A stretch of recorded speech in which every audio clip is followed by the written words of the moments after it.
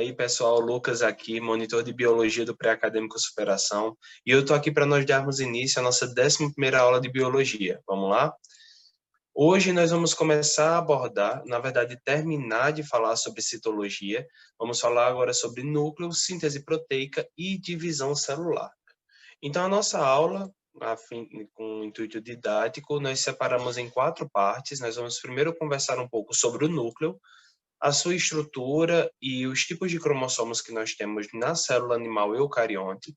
Vamos conversar também sobre as principais aberrações cromossômicas, e sejam elas estruturais ou numéricas.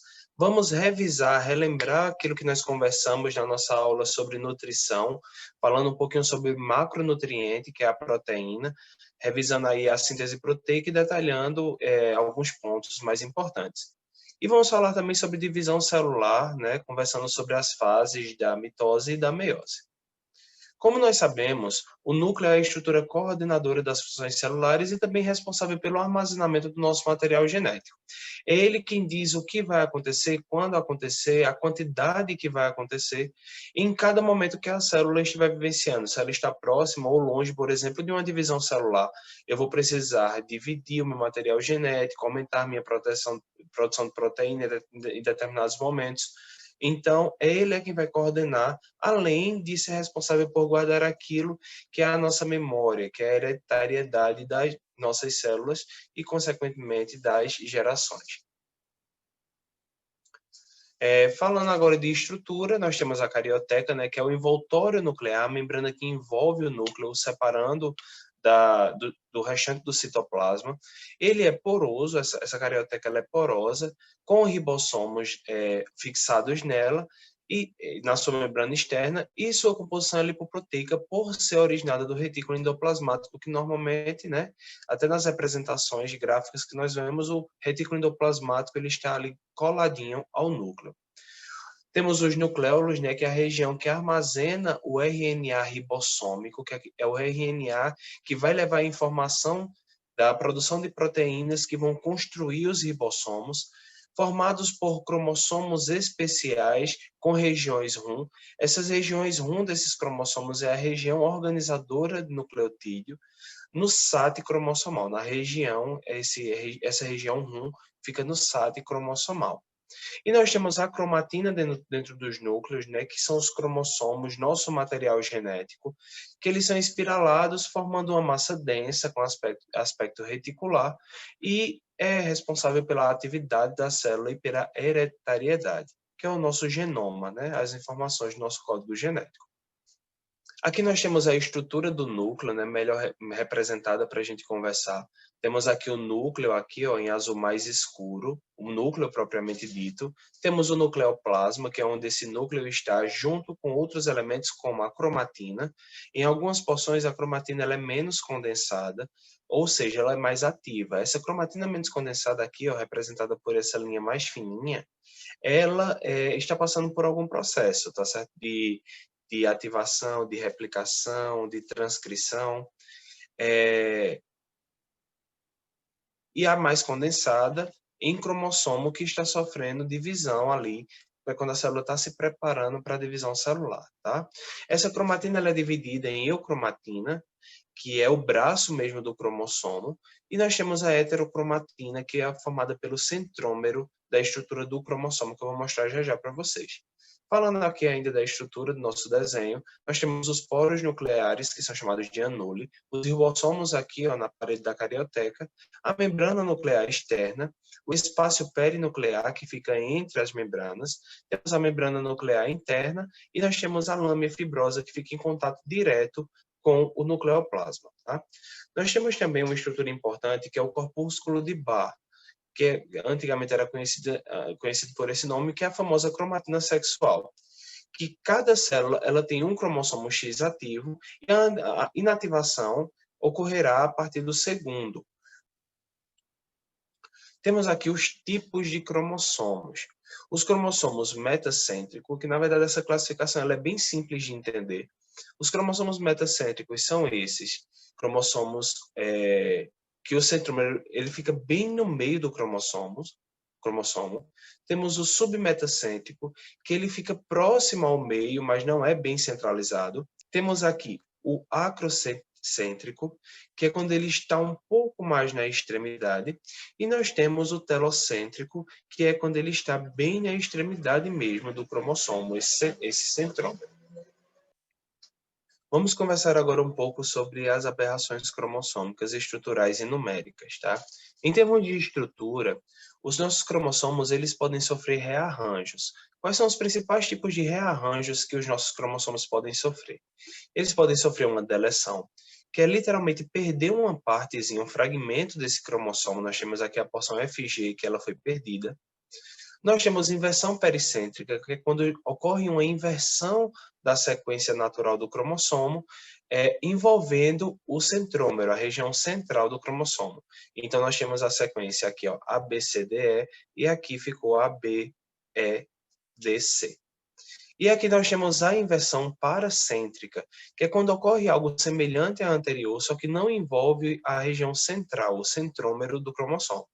E nós vamos ter aqui, ó, a inversão do CD e fica ABDC. Nós temos a translocação, que é quando uma porção ela é pega de outro cromossomo, tá? Então nós temos aqui a sequência EFGH e aqui o GH e o Z acabam sendo trocados, ficando com essa configuração aqui, trocando essas porções. E nós temos também a duplicação de uma porção, quando uma determinada parte do cromossomo ela é duplicada. A, B, C, D, que seria o normal, e nós vamos ter aqui a duplicação e vai ficar 2 Cs no lugar de apenas um, tá? Falando um pouquinho agora sobre as principais aberrações cromossômicas, nós temos a síndrome Cri-du-Chat, ou miado de gato, que o indivíduo ele mantém os 46 cromossomos, porém ocorre uma deleção do braço curto do cromossomo 5. Sendo assim, esse indivíduo acaba tendo uma hipotonia muscular importante, microcefalia, o pavilhão auricular é dismorfo, além de má formação nos membros. Outra síndrome é a síndrome de Down. A síndrome de Down, normalmente, ela ocorre por um acréscimo de um cromossomo ao par do cromossomo 21. Quando ocorre isso, ela é numérica. Porém, ela também pode ocorrer por translocação. E essa translocação, tornando ela assim estrutural também, ela pode ocorrer por translocação entre os pares de cromossomos 15 e 21 e 21 e 22. A outra síndrome é a síndrome orofácio digital. Quando ocorre uma translocação de parte do cromossomo 6 para o 1, isso acaba gerando defeitos nos lábios superiores, palato e cavidade bucal, e os dedos dos pés curtos e grossos e unhas curtas, tá? As aberrações cromossômicas estruturais, elas ocorrem por perda, duplicação, translocação de partes de cromossomos. Enquanto as numéricas, elas vão ocorrer quando a gente mexe no genoma inteiro ou em um cromossomo inteiro, por exemplo. Então, nós vamos ter as euploidias que ocorrem quando há uma diminuição ou aumento do conjunto total de cromossomos, ou seja, do número de genoma, do genoma, quantidade de genoma. Nós vamos ter, por exemplo, a monoploidia, que é o caso dos zangões, que ocorre por partenogênese, que eles se desenvolvem a partir do óvulo que não sofreu fecundação. Temos também triploidia, né, 3N, como endosperma de várias plantas. E nós temos poliploidia, que eles vão ter 4 ou 5 genomas, como ocorre em algumas plantas, trigo e café, respectivamente. As aneuploidias, elas ocorrem quando no processo de meiose, os gametas não ficam com a quantidade de cromossomos que deveria, sendo alterações de parte do genoma. Não é o genoma inteiro, mas é o cromossomo inteiro que está a mais ou a menos naquele local. Então nós temos a monossomia, nulissomia e polissomia. Então dentro da polissomia nós temos a trissomia ou tetrassomia, tá certo? Onde a monossomia é quando é perdido um cromossomo inteiro que seria necessário para o desenvolvimento normal do indivíduo, quando, por exemplo, dentro da cromatina sexual, nós ficamos só com um X e não temos o seu respectivo par, então consideramos que esse indivíduo fica X0. Nós temos nulissomia, quando nós não temos nenhum cromossomo, que deveria configurar aquele par. Nós temos a polissomia, que ela vai ser quando nós temos 3 cromossomos, onde deveria ser só um par, ou tetrassomia, que são 4 cromossomos. Aqui estão apresentadas para vocês as principais síndromes que ocorrem por aneuploidias, tá certo? Nós temos aqui a síndrome de Turner, que ela ocorre por uma monossomia, como o exemplo que eu dei, que é a perda ali do que deveria ser o par do cromossomo X, e ocorre aí baixa estatura, mau desenvolvimento. Fica aí para vocês lerem e estudarem cada uma delas. Mas aí, só apresentando rapidamente, nós temos a síndrome de Down, que é conhecida como a trissomia do 21, que é quando é acrescentado um cromossomo a mais no par de cromossomos 21, pode ocorrer em homens e mulheres.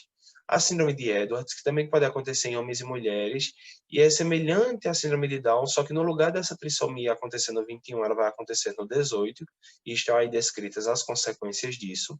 Nós temos a síndrome de Patau, que também é uma trissomia, só que é a trissomia do par de cromossomos 13.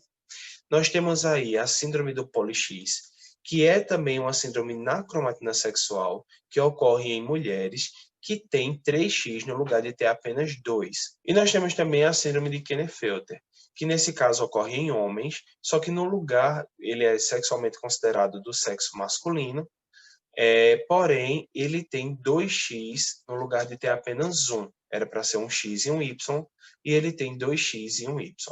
Só que também pode ocorrer ainda nessa síndrome, ou semelhante a essa síndrome, pacientes que tenham 3x e um Y, ou ainda 4x e um Y. Falando agora bem brevemente sobre síntese proteica, porque a gente já conversou sobre isso, nós temos aqui essa imagem que vai revisar para a gente como é que ela ocorre de uma forma geral. Nós temos o nosso DNA. A partir do nosso DNA ocorre a transcrição do RNA, esse RNA que vai carregar a informação para a síntese proteica. Esse RNA, aí nós temos aqui o processo de transcrição e o processo de tradução, que é quando nos ribossomos esse RNA ele é traduzido em uma proteína, uma sequência de aminoácidos que vai formar uma proteína. Então, nós temos aqui de forma bem rápida, e para nós revisarmos a síntese proteica, de uma forma geral, nós vamos ter aqui o RNA mensageiro passando pelo ribossomo, induzindo aqui a produção de uma proteína, onde nós vamos ter, em geral, o MET, que é o códon iniciador, lembrando que o códon é formado por 3 nucleotídeos que vão formar um aminoácido. Então, nós temos o AUG, que é o códon normalmente de iniciação, que ele vai ter o anticódon UAC, que é aqui nós temos como códon a adenina, uracila e guanina, e o anticódon uracila, adenina e citosina. Então, nós vamos ter esse MET como iniciador, e conforme a fita do RNA mensageiro vai passando pelo ribossomo, vai entrando no sítio A outros aminoácidos, né, os outros anticódons, que vão ser carregados para o sítio P, formando a proteína. Então, nós vamos ter aqui a entrada pelo sítio A, e vai sendo lida aqui a fita de RNA mensageiro e vai sendo construída no sítio P, tá?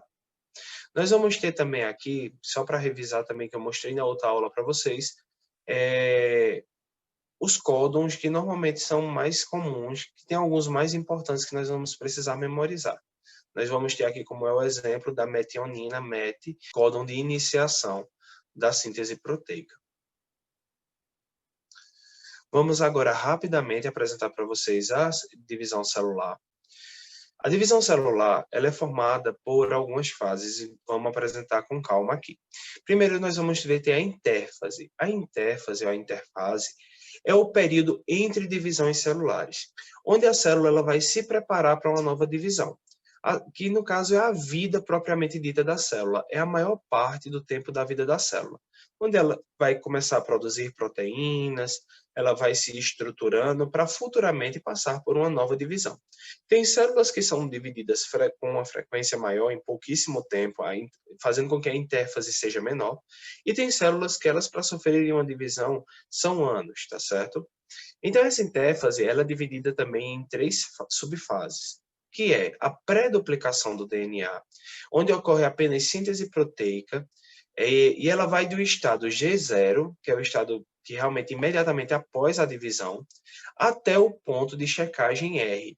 Esse ponto de checagem é quando a célula está tão grande a ponto de romper, que ela recebe a informação do núcleo que ela precisa começar a se estruturar para se dividir, para que ela não chegue a se romper, para que ela não chegue a se romper. Então, ela vai iniciar vai interpretar esse momento e vai dar início à fase S da intérfase, que é a fase de duplicação do DNA. Eita, já que a célula está grande demais, ela vai precisar se duplicar, eu preciso duplicar o meu material genético. Então, ela vai começar essa duplicação. E a fase G2, que é a fase quando termina a duplicação do DNA e a célula vê que está preparada para começar a se dividir. Então, ela dá uma intensificada na sua síntese de proteínas para que essa divisão possa acontecer. Essa divisão celular ela pode ocorrer por mitose ou meiose. A mitose ela é dividida classicamente em prófase, metáfase, anáfase e telófase. Já a meiose, ela passa por dois momentos. Ela tem a meiose 1, que é prófase 1, metáfase 1, anáfase 1 e telófase 2, e nós temos a meiose 2. A meiose 2 ela é bem semelhante à mitose, mas aí ela vai ser nomeada como prófase 2, metáfase 2, anáfase 2 e telófase 2. Então, aqui, ó, tem apresentado essas fases da divisão celular bem detalhado para que não fique nenhuma dúvida. E tem aqui, ó, como eu disse a vocês, a fase G1, que é a fase imediatamente após uma divisão acontecer, onde a célula começa a crescer e tem um metabolismo intenso, que é o aumento do citoplasma, surgem novas organelas, no núcleo são sintetizados RNA mensageiro e no citoplasma muitas proteínas. E o material genético permanece da forma de cromatina, né? Tá a cromatina aqui soltinha. Então aqui quando entra na fase S, como eu disse a vocês, a fase de duplicação celular, nós vamos ter a cromatina se condensando, formando os cromossomos, para que ela possa se duplicar, para favorecer essa duplicação. E enquanto a fase G2 é a fase que a célula está toda pronta para iniciar a divisão celular. Então, é a fase final para se iniciar essa divisão. Vamos agora para a divisão celular propriamente dita. Na mitose, a mitose ocorre quando eu tenho uma célula original, uma célula mãe, e eu preciso originar duas células filhas que tenham a mesma função e mesmo material genético. Então, o que é que vai acontecer? Na prófase, no citoplasma, o centríolo vai se duplicar e se deslocar para as extremidades da célula, para os polos da célula, formando ali as fibras do fuso, tá certo? Essas fibras vão ser muito importantes na divisão do material genético. No núcleo, né, os cromossomos que já foram duplicados na intérfase vão se condensar e se espiralar. Depois disso, vai ocorrer a degradação do nucleolo da carioteca para que esse material genético ele fique solto no citoplasma.